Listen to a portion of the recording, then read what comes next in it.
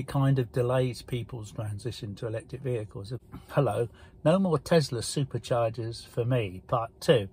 I was given a challenge by my friend Marcus, who lives in Portugal, about driving from the bottom of Portugal right to the top without using Tesla Superchargers. Jennifer and I, just over a month ago, and driven down from Santander, ferry from Portsmouth, and drove to Porto using Superchargers, and then down to the Algarve in Galles, which is a beautiful place, thoroughly recommended, again using Tesla Superchargers. And then when we got there, we used a destination charger and also some local chargers, Mayo, and I found them very, very good and very reasonably priced, as well as the Tesla Superchargers are much cheaper. So we left the Algarve Gale fully charged with a destination charger, and then drove to Foz do Orelha. It was about 250 miles, so we needed a top up, and it worked very, very well. And that was in the last video. Just look here, you'll see that it's actually working. Hey. And we're quite delighted with that. So we get there, and then we're able to use destination charger there, which is pretty excellent, and we were there a few days, fully charged. So we left Foz do Orelha to drive to the Lusitania Hotel, about 200 miles. And we're looking out for a public charger at the side of the dual carriageway, and there wasn't any. Sadly, you'd see the signs saying there was a service area coming up, and there'd be petrol, diesel, cafe and toilets, but it didn't have the very common sign we saw going down of electric charging. We think it was probably because the road we were on wasn't a toll road and probably not as new. Lots and lots of these EV charger signs going down. There's plenty of plenty, but not the road we were on yesterday. And then we did find eventually another one. So we've just arrived at a EV charger. So what I'll do is go onto the Mayo app. We can see where we are by scrolling in. So we're here, so I'll press on that. And Chadamo and CCS, well, we're CCS. And I'll say go. Of course I haven't plugged it in, so I'll go get out and plug it in.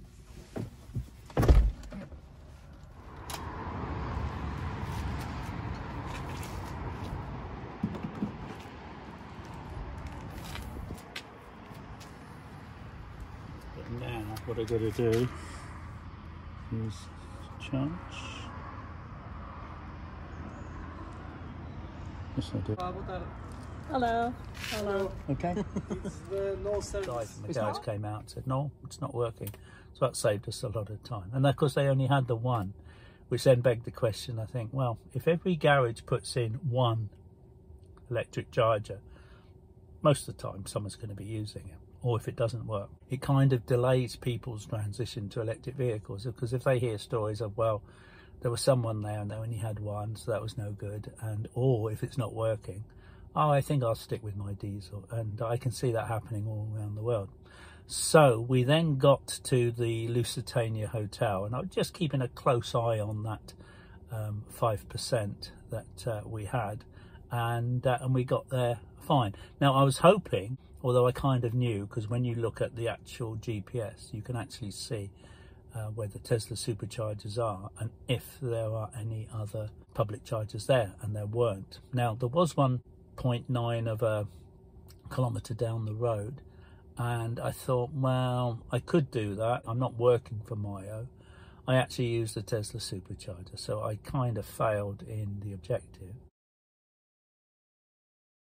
However, I think the spirit of it was that I didn't really want to be going extra distance, because there it was. We booked the hotel because it had superchargers there, Teslas, and didn't really want to drive a kilometre down the road. Today, we've then driven from the Lusitania to the Pana Hotel, which has a destination charger. I'm nicely iced by, there's one Tesla been there about 3 or 4 hours since we arrived. There's a BMW, I think a diesel, he's parked in the other space. There's a third space that isn't reserved, but the lead would actually make it, but I'm going to try and figure that out later. We're here for 2 days. I'm going to use them. I'm not going to bypass a destination free charger, because there's been a partial failure on my part. When we leave Portugal and go right up to the top of Spain into Basque Country and on the coast, we'll see if we can carry on using the Mayo there. Apparently they do work in some Spanish superchargers. So I think in future visits, when I come to Portugal, and I definitely will, if there is a public charger close to the dual carriageway, I'll use it, because they're fast and quick and convenient, opposed to having to drive down the road to use the Tesla Supercharger. So for now, I'm not exclusive just to Tesla.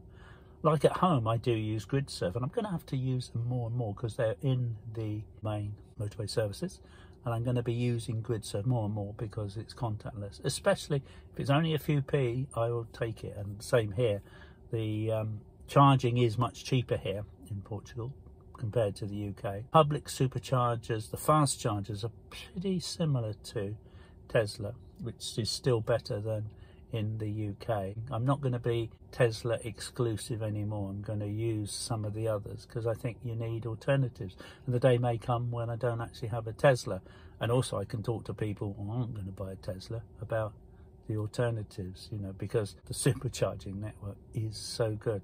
Also on the watts per mile, when we got here today, it was 202 watts per mile, which works out at 247 miles, which is pretty close to the 255.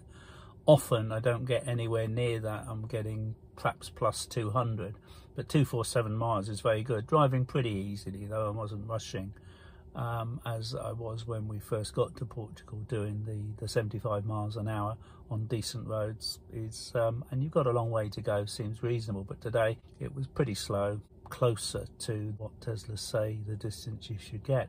We did have a few stops today looking for some cafes just to have a coffee and that, and each time they weren't very good.